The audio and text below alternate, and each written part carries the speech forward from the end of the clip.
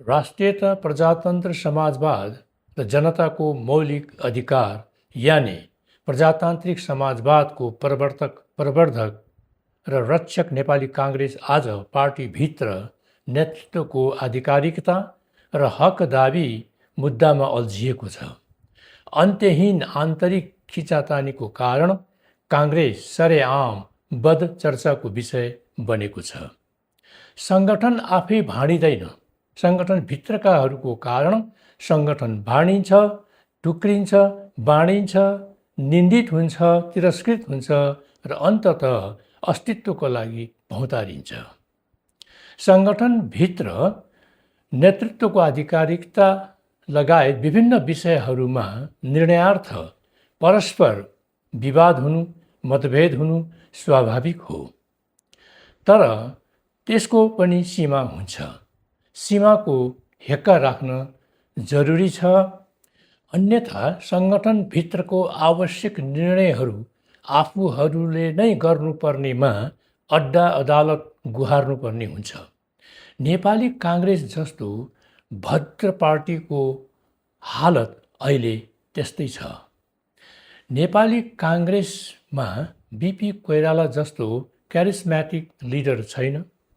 बिपीका अनुयायीहरू मात्र हुनुहुन्छ।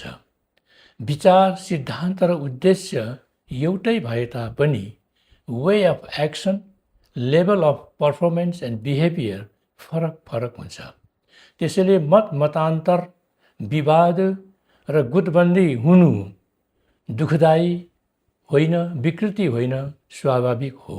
तर त्यो बेलगाम भयो भने पार्टीको मूल्य, मान्यता, अनुशासन, मर्यादा र एकतामा खलल पुग्न सक्छ। काङ्ग्रेस अहिले ठ्याक्कै त्यही अवस्थामा छ। विशेष महाधिवेशनबाट पार्टी सभापतिमा निर्वाचित निर्वाचन आयोग र सर्वोच्च अदालतले आधिकारिकताको निर्णय गरिसकेको पार्टी सभापति गगन र गगन पक्षधर असन्तुष्ट देउबा खड्का पक्षधरहरूप्रति निकै मर्यादित, अनुशासित, संयमित र मेलमिलाप उन्मुख रहँदै आएका छन्। मर्ता तो क्या नै कर्ता भने जस्तै देउबा खड्का पक्षधरहरू संस्थापन पक्षधर विरुद्ध निकै आक्रामक ढङ्गमा प्रस्तुत भइरहेका छन्। निर्वाचन आयोग र सर्वोच्च अदालतले गगनको पक्षमा निर्णय गरिसक्यो, तर पनि त्यो निर्णय त्रुटिपूर्ण छ र हामी जहाँ हुन्छौँ र हामी जहाँ उभिन्छौँ त्यो नै आधिकारिक काङ्ग्रेस हो। त्यसैले हामीले दिएको पुनरावलोकनमा हुने बहसमा हाम्रो पक्षमा निर्णय हुनेछ। पब्लिक मिडियामा देउबा खड्का पक्षधर नेताहरूले यस्तो अक्कड तर्क दिइरहेका छन्। आशा गरौँ काङ्ग्रेसको आन्तरिक विवादमा घुसपैठ नहोस्। यदि राजनीतिक लगायत अन्य स्वार्थको लागि घुसपैठको सहारा लिइयो भने दुईको विवाद तेस्रोको फाइदा भने जस्तै हुनेछ। देश र जनताको लागि नेपाली काङ्ग्रेसले धेरै लामो दूरी तय गर्नुपर्नेछ।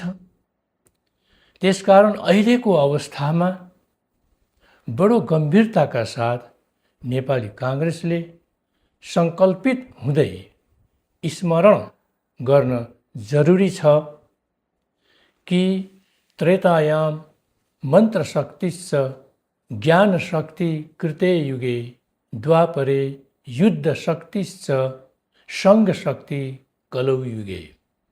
सत्ययुगमा ज्ञान, त्रेतायुगमा मन्त्र, द्वापर युगमा युद्धको प्रधानता रहे जस्तै अहिलेको युगमा सङ्घ, सङ्गठन र सङ्गठित हुनु नै शक्ति हो।